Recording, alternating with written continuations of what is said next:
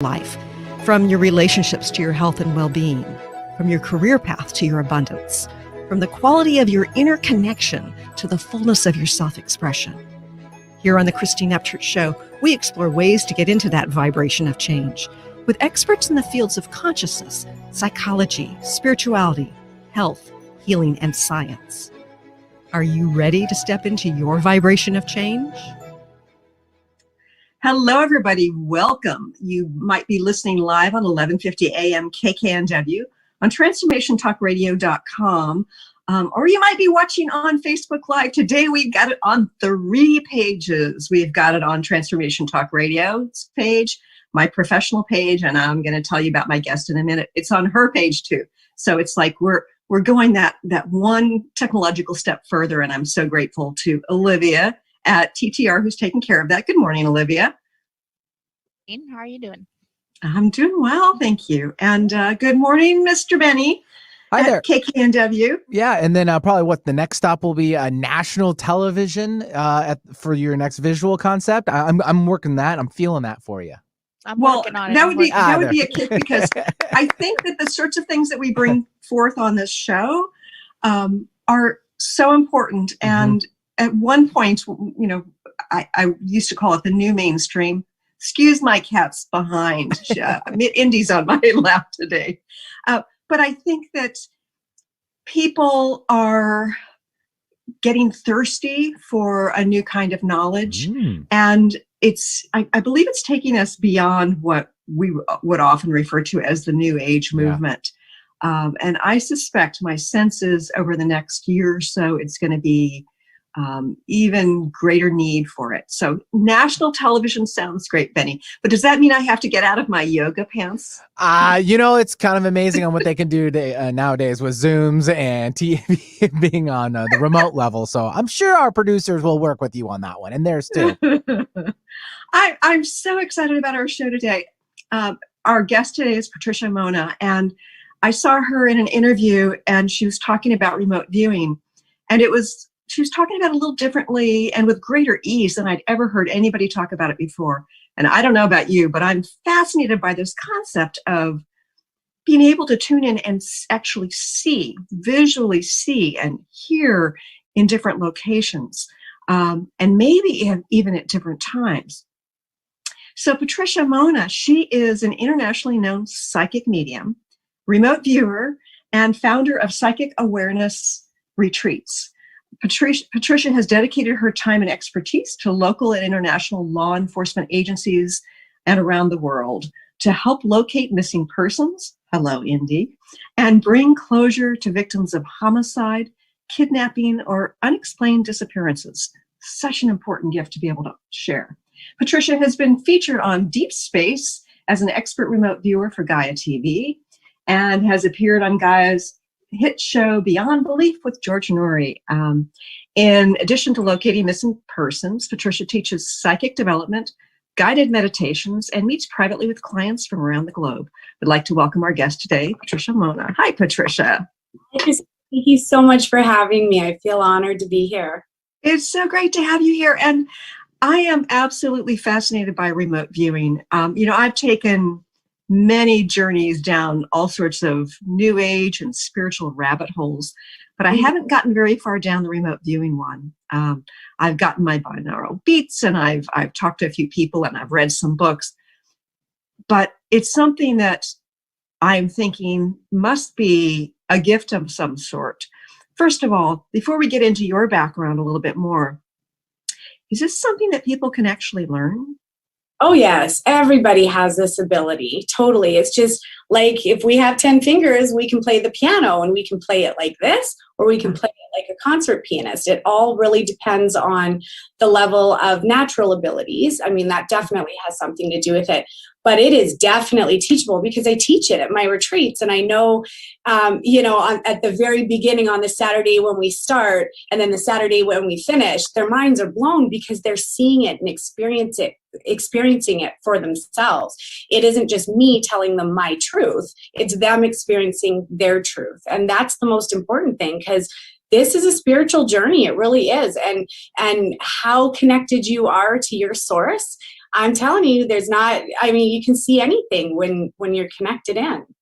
What a concept. So I'm dying to find out about how you ended up here, because, most kids don't say, when I grow up, I want to be a remote viewer. How did you end up doing this? Well, it's interesting because when I was about 10 years old, I went to a garage sale and I actually purchased a book for 10 cents called Everyone is Psychic.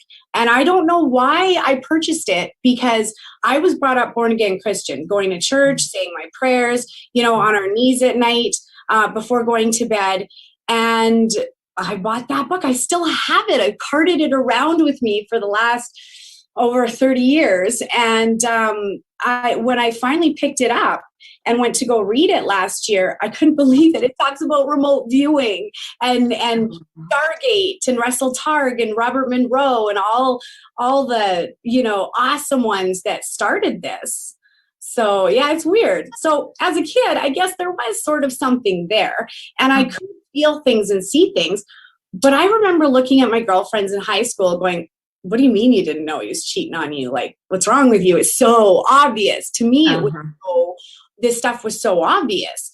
And it wasn't like I was seeing, disembodied voices in my head telling me this stuff. And it's not like I saw dead people walking through walls.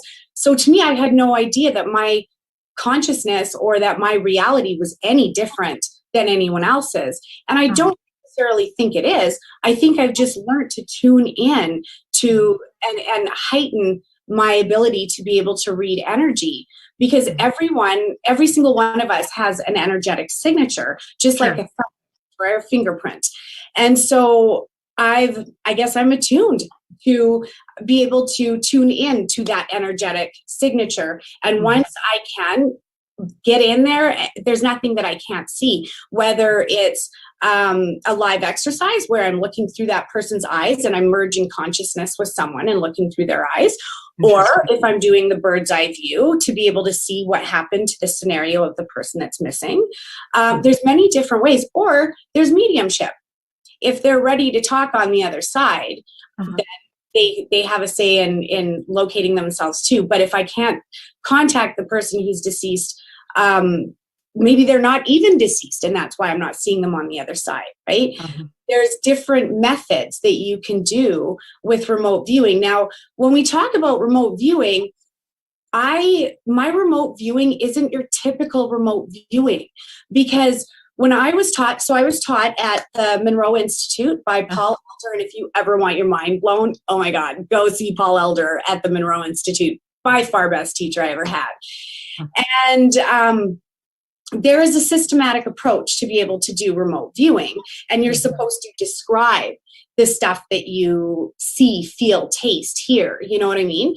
But for me, when I tune into a target, the whole story opens up and I see everything, not just little impressions.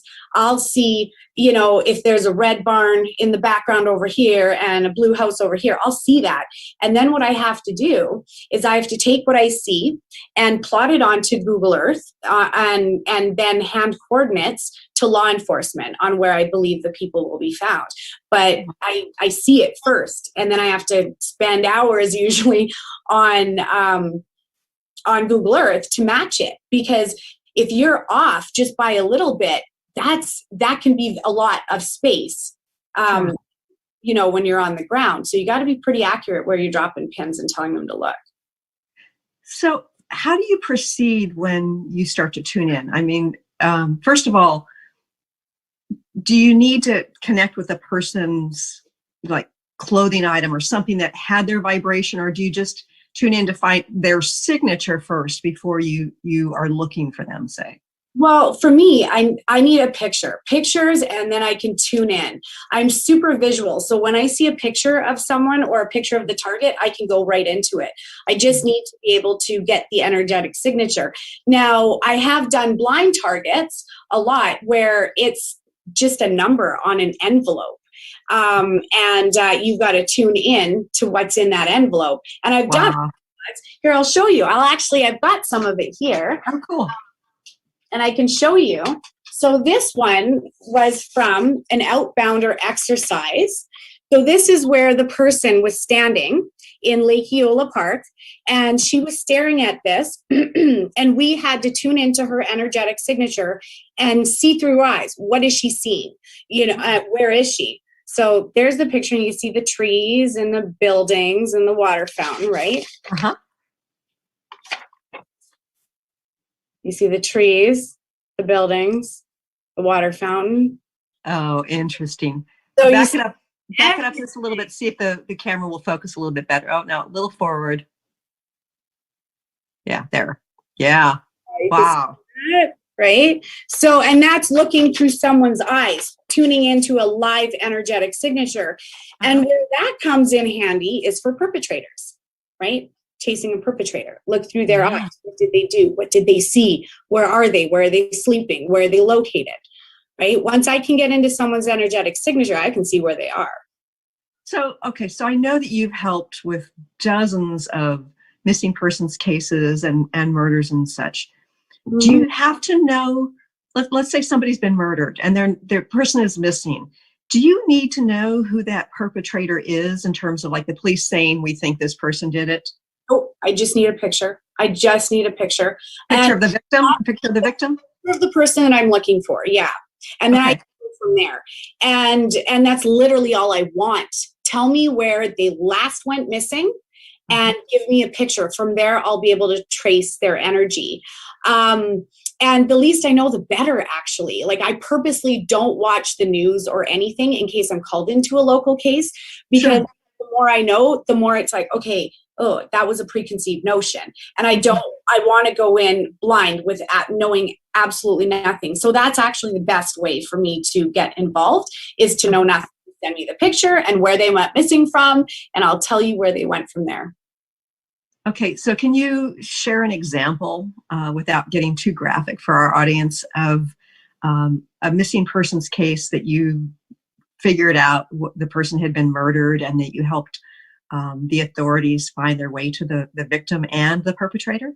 Yes, I totally can, but that does kind of put a target on me, simply because is that my name doesn't get out. The closest that the RCMP on a big RCMP? Is the Royal Canadian Mounted Police. Okay, thanks. The closest they came to admitting to working with me on TV, because they don't talk to media. It's got to go through the media spokesperson. It's got to go through their legal team, all of that.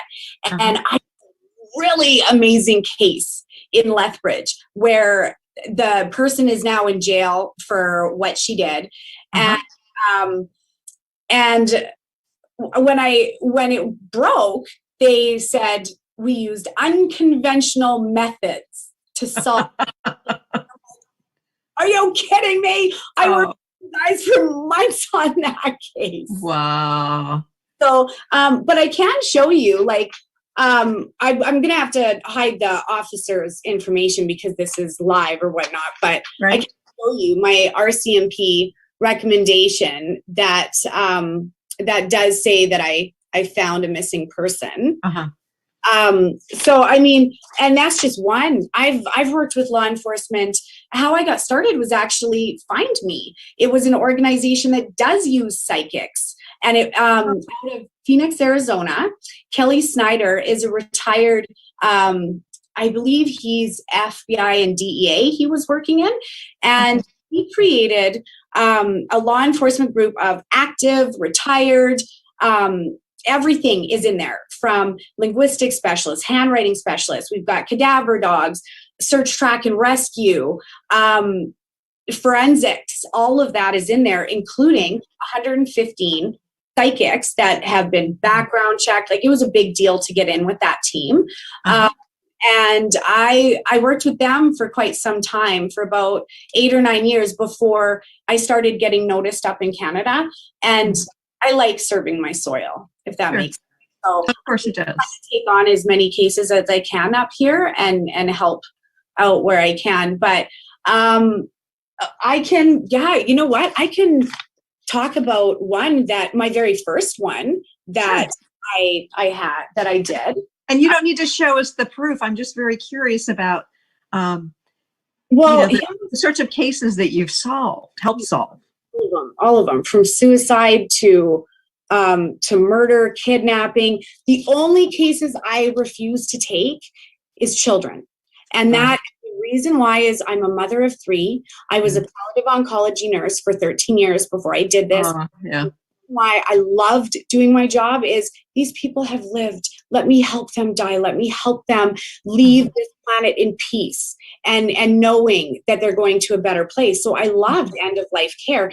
And it actually kind of fine-tuned me for this, because I know the vibration of death. I can feel it right down to like the hour of when someone's going to take their last breath. I can feel it. It's a signature, right?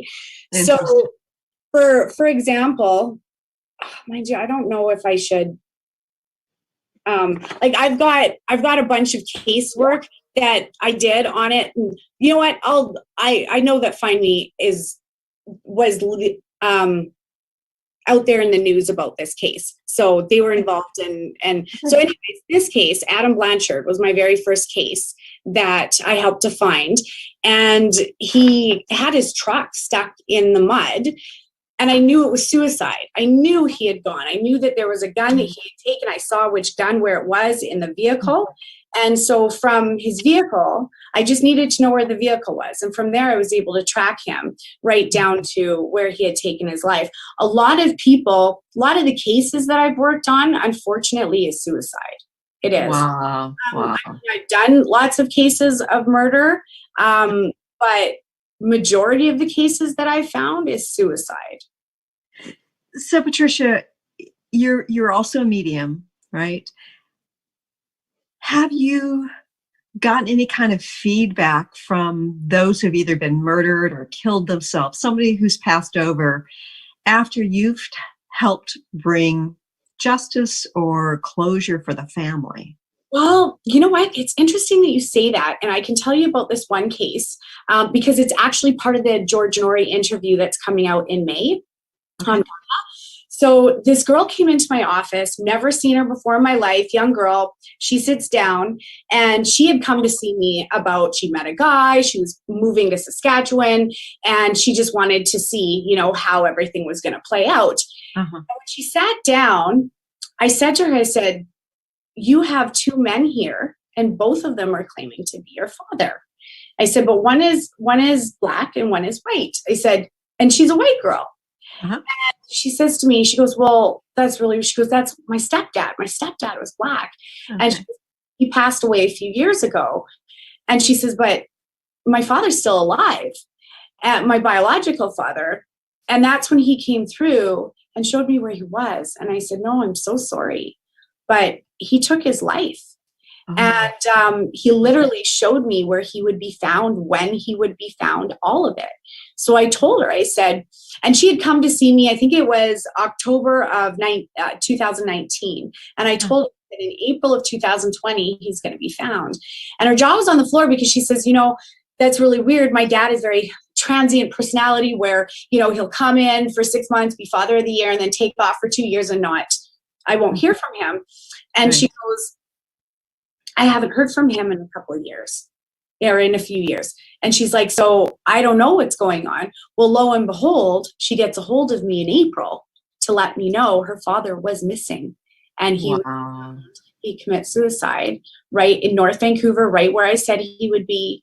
And so that to me was jaw on the floor when I see things like that, because she came to me for a reading, a normal, is this guy my guy, and move okay. She didn't come to me because her father was missing. She had no idea that he was even missing.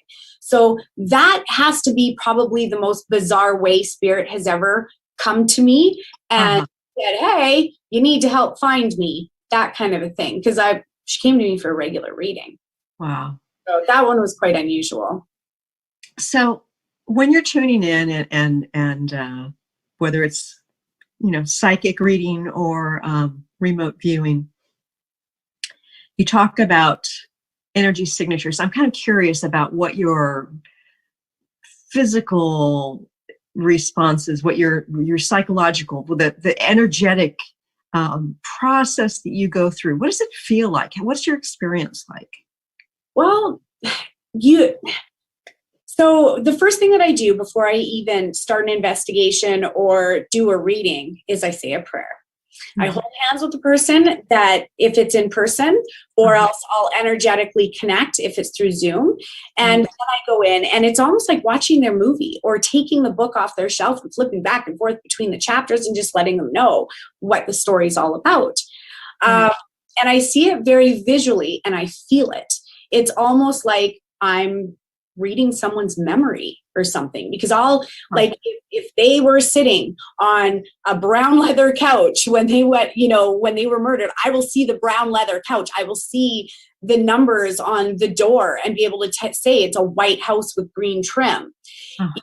So I see it very, very visually. Like if you went missing today wearing the black necklace and the blue shirt, I would pick that up because your blue is so brilliant, right? So and even when I'm doing a reading, we'll say if someone, or in life, if someone lies to me, that makes me go, oh, it's almost like, when you're telling a lie yourself or you're holding back your truth and you feel that in your stomach, like, right? It goes, what a person is feeling, it goes through me. So if a person is sitting in grief, it hits me right in the chest. I pay more attention to what I'm feeling than almost what they are, because I can, once I'm into their signature, I can close my eyes and do the reading, but I need to be able to see them first to be able to get in, if that makes sense.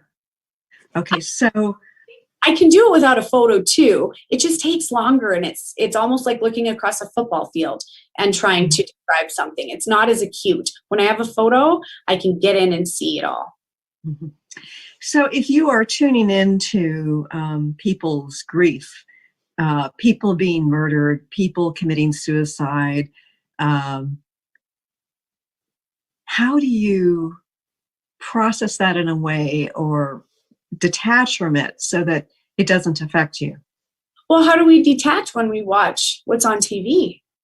You don't take it with you to bed, right? Yeah, true. So, same thing. It's like watching it on a mind screen or a TV. It's not my story, so I choose not to attach to it. Right. And a lot of the time, I won't even remember the cases. I have a book filled with casework, and there are some cases that it's like, oh yeah, I forgot I worked on that case. Because it doesn't stick with you. It doesn't stick with me.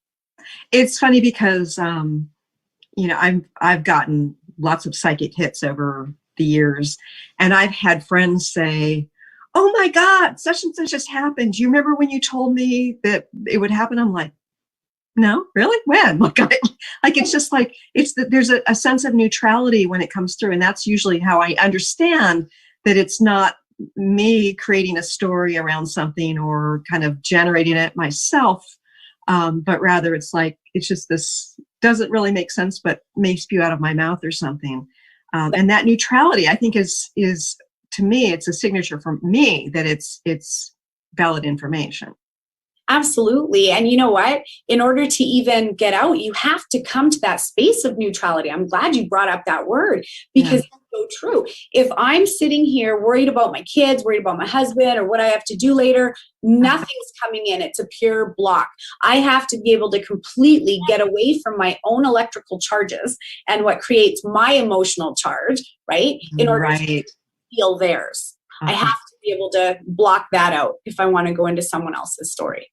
Yeah. And I found the same thing to be true during a healing session. It's like that neutrality, that place of being the observer, is such a powerful place to be.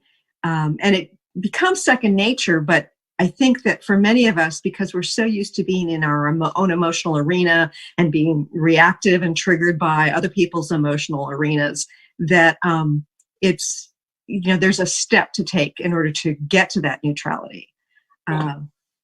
Meditation, prayer. Yes. Turn off the noise. That's what we have to do, right? And know thyself, because honestly, the kingdom of heaven is within you. It really is. If you want to be able to do any sort of psychic work, it's a spiritual path.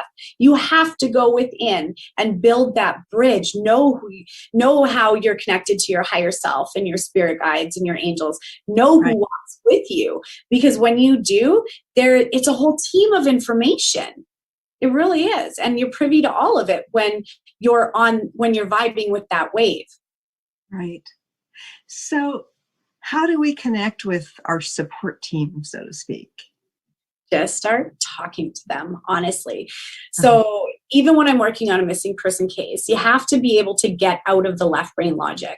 So meditation, prayer, believe it or not, even runner's rush gives us that theta state. Getting into that state of neutrality is the greatest door opener that you can have, right? You have to be able to completely dump your stuff if you want to be able to look into someone else's, right?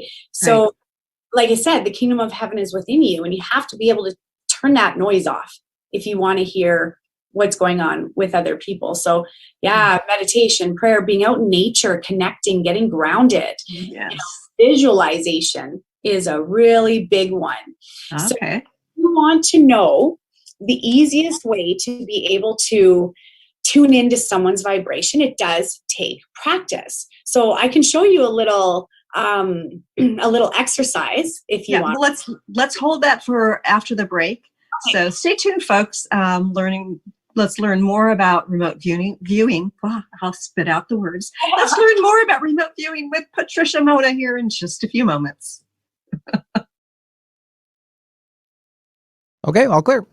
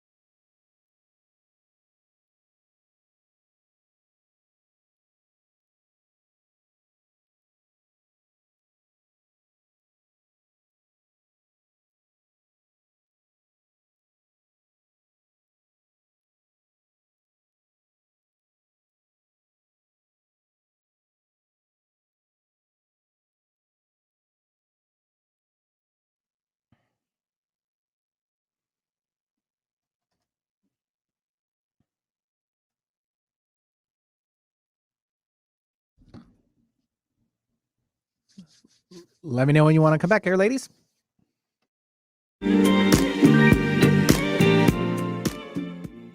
Welcome back to the Christine Upchurch Show here on KKNW 1150 AM in the Seattle area and TransformationTalkRadio.com, and also on Facebook Live, on Patricia Monna's page, on my professional page, and on Transformation Talk Radio's page. Okay, Patricia, I'm loving this conversation, and I'm sure this hour is going to fly by way too fast for me. But anyway, and for our listeners, I'm kind of curious. You and I on the break were talking about the importance of spiritual discernment. Now, if we're opening up to tune into this other realm where we are doing remote viewing or tuning into the psychic signatures of others, do we need to be careful in any way?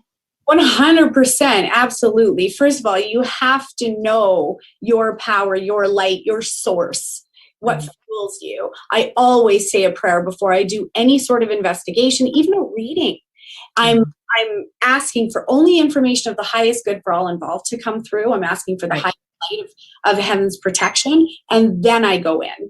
But yeah, if people don't necessarily know how to ground and protect themselves, like you were saying about the psychic bubble, absolutely bring that light. And the thing to do is actually breathe it into every cell of your body.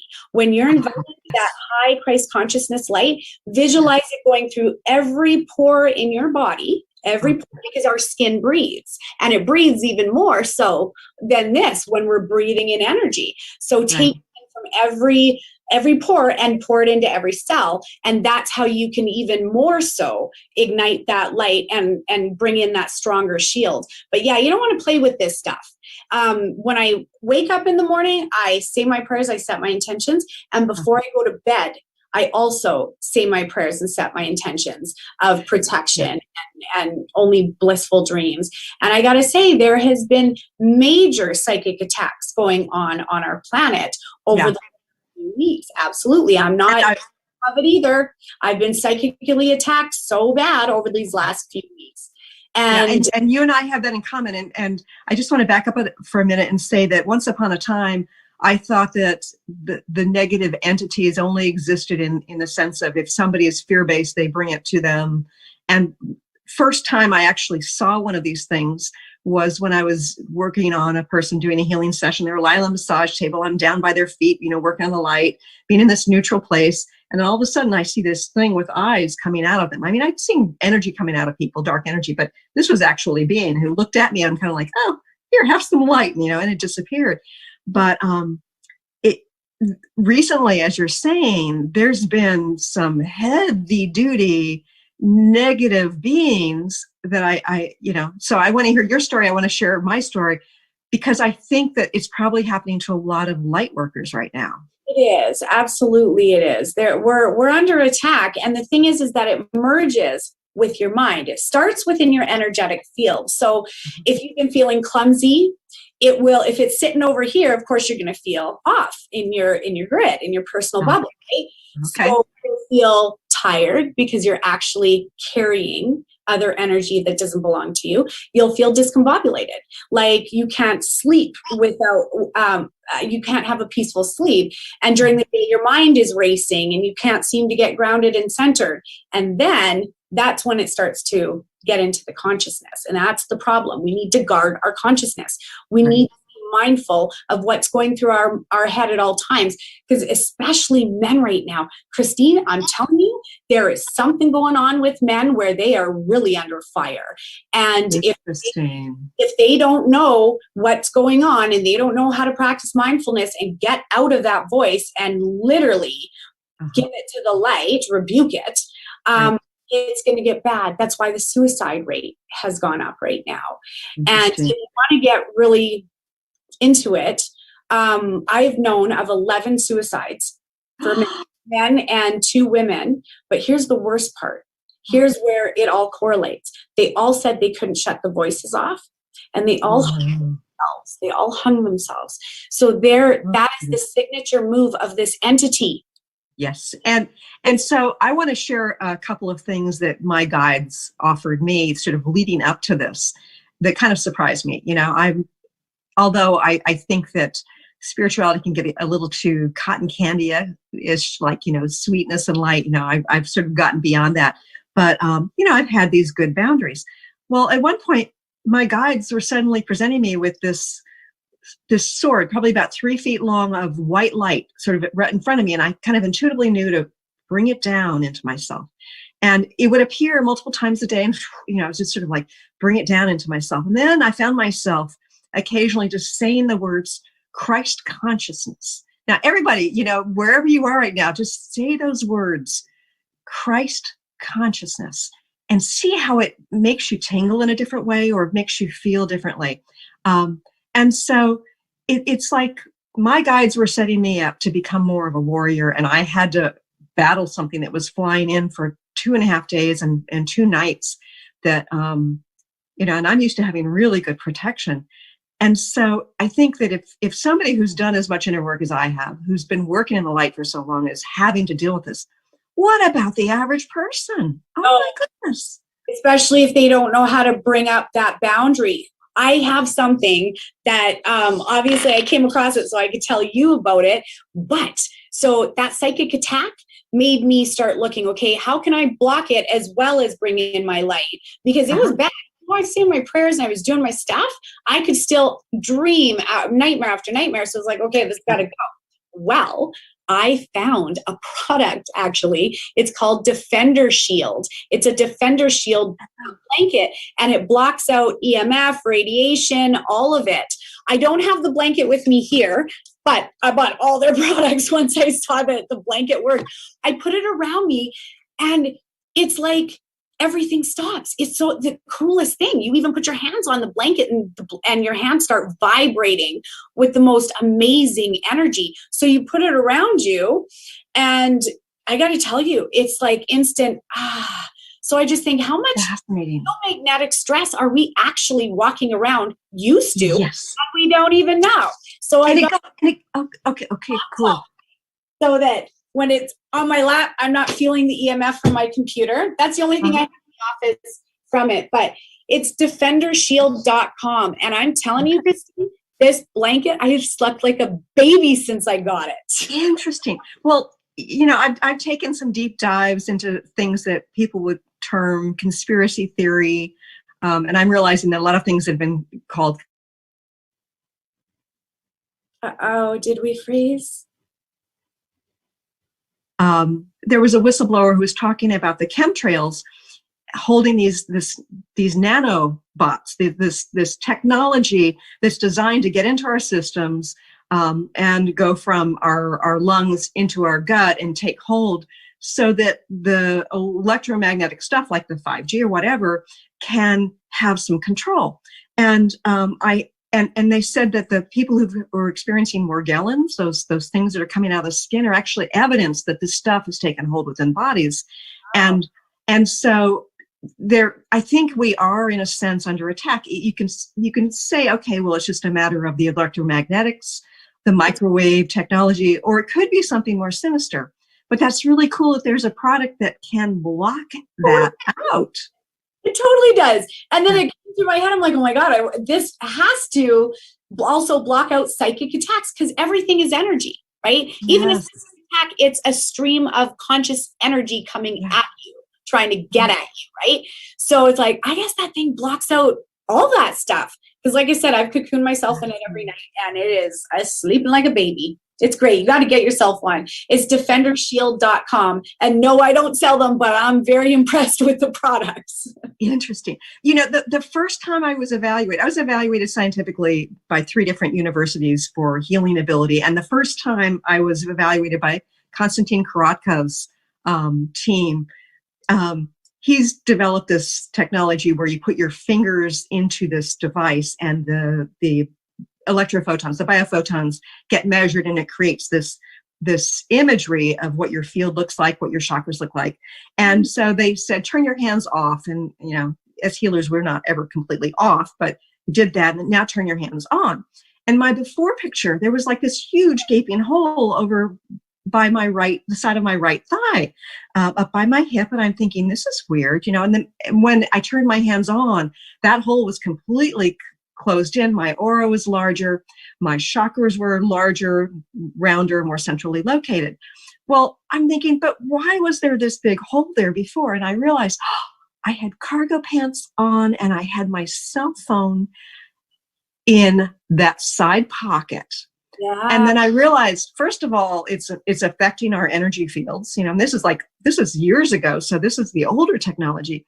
And two, by shifting our vibration, we have the power to protect ourselves.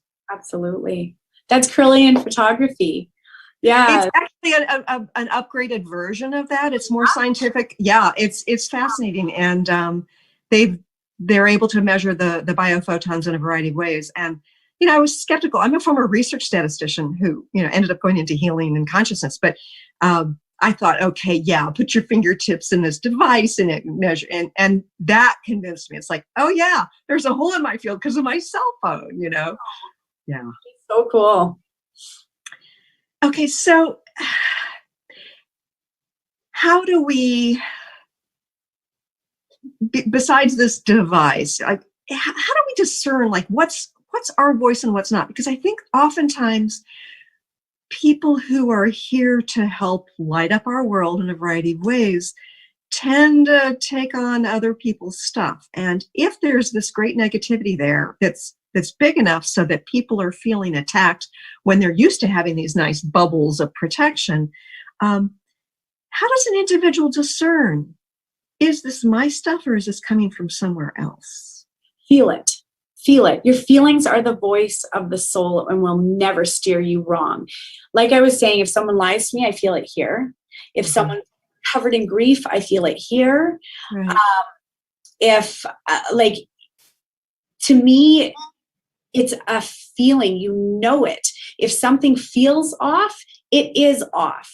And that's where, if you notice that you've been feeling heavy lately and there's nothing around you to cause it, because sometimes life is crappy and you feel crappy and that happens.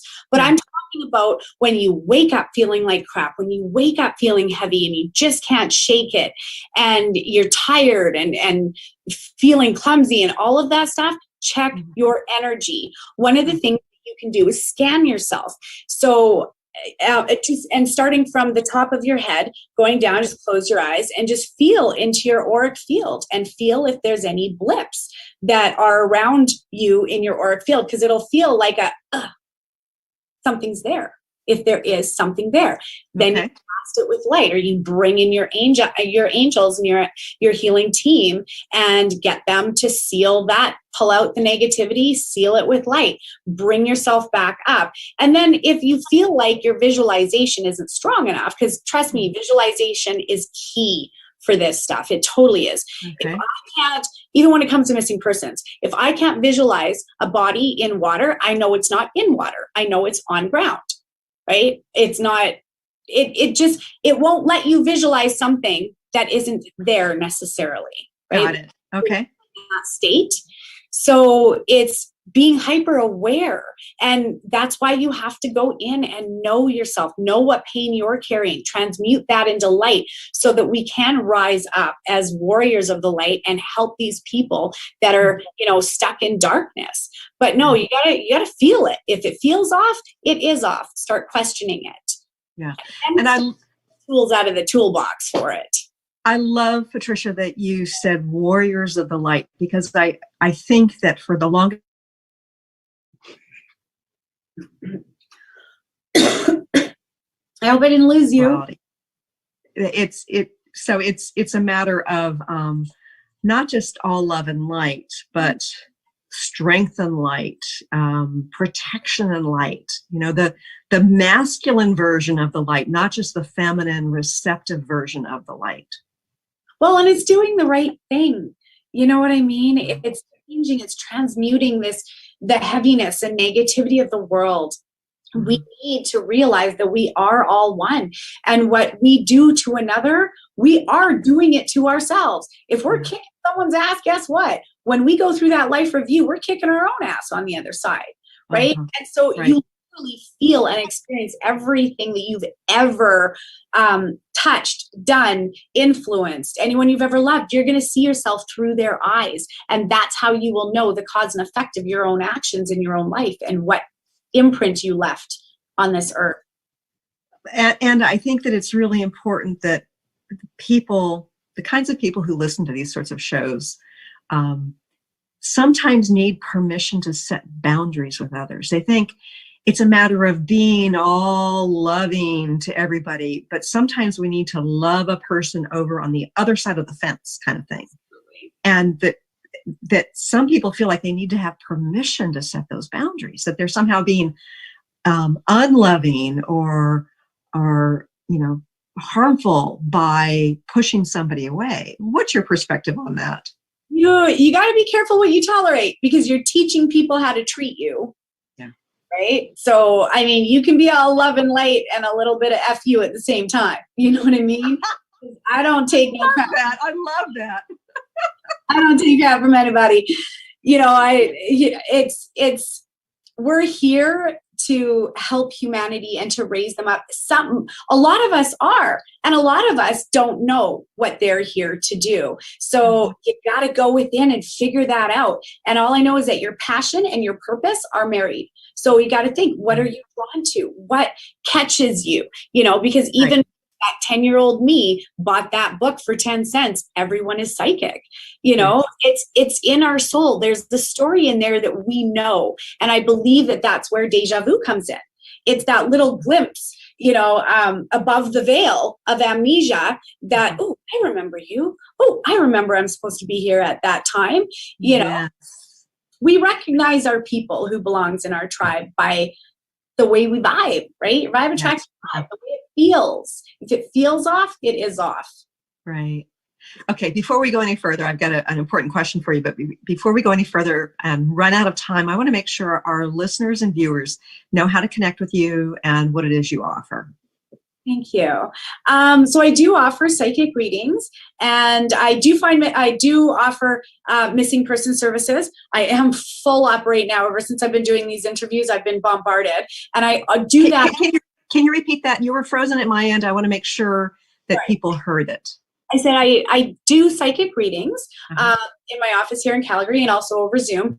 And my services for missing persons, my plate is full right now just because of doing all these interviews. I've been contacted by a lot more. And I do that all free of charge. I don't charge for a missing person case or to look into it at all. I believe that that's just bad juju. If I can do it, I feel it's my duty to be able to do it. So that's great. That's great. Okay, so one of the questions I've got for you relates to time. Like, I know that you say that you've done remote views where you're going back in time. Can you do it the other way? Can you go forward in time?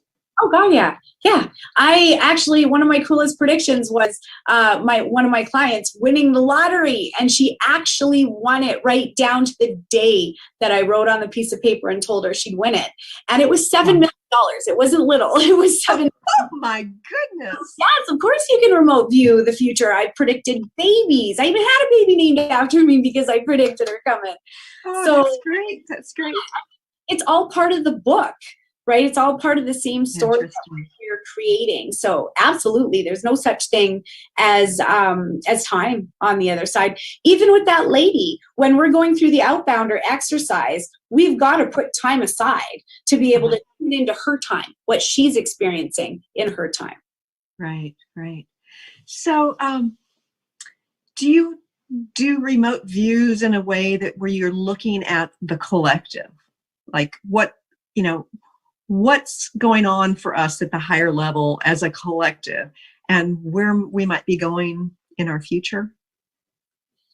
Oh, God, good question. I don't usually try to remote view like political events or big things like that. But right now, I'm going to tell you, the energy does not feel very good. I think that we are definitely birthing a new earth right now, and we need to be careful what we tolerate. I really believe that, and we have to stand true and be true to ourselves and our family, and speak up when something doesn't feel right, because there's a lot of stuff that's happening in the world right now that we need to start questioning big time. Yes. And from my perspective, okay, I've got a background as a research statistician, and I could see with a lot of the medical stuff that we're being manipulated, we're being lied to, like all this stuff. And I didn't even need to tune into my intuitive sense of things. And I guess the part that has surprised me is how many people are just buying into narratives. All these people are.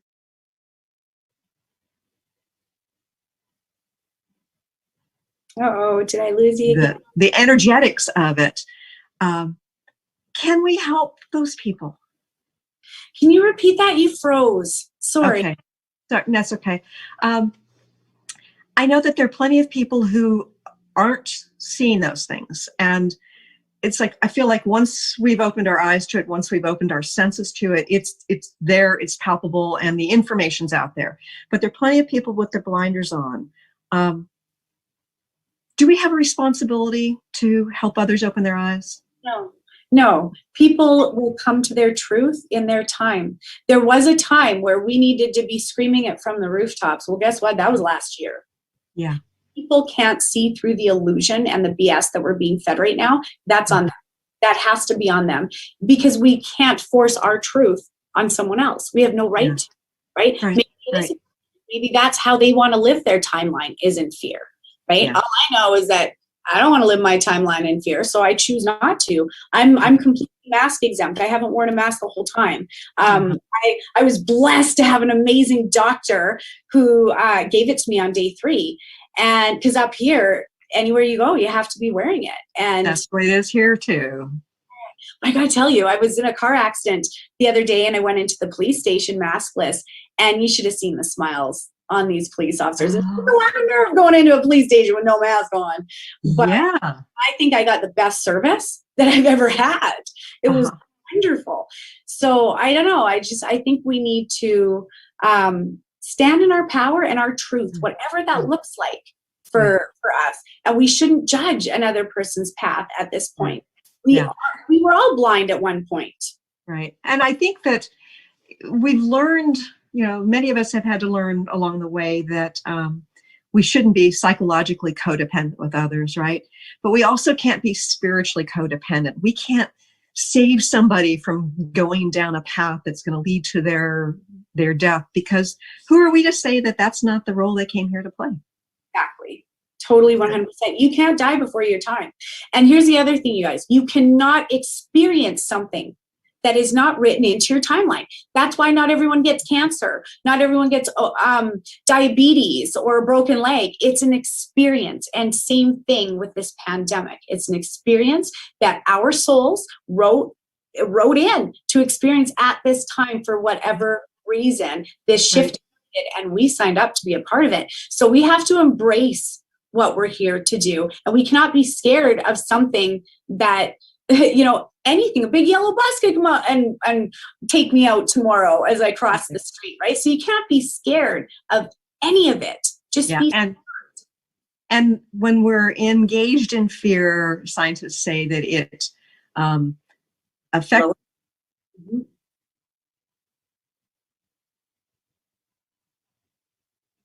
Again. Oh, there we go. Yeah, the critical thinking gets cut off with fear. Yes, totally. Yeah.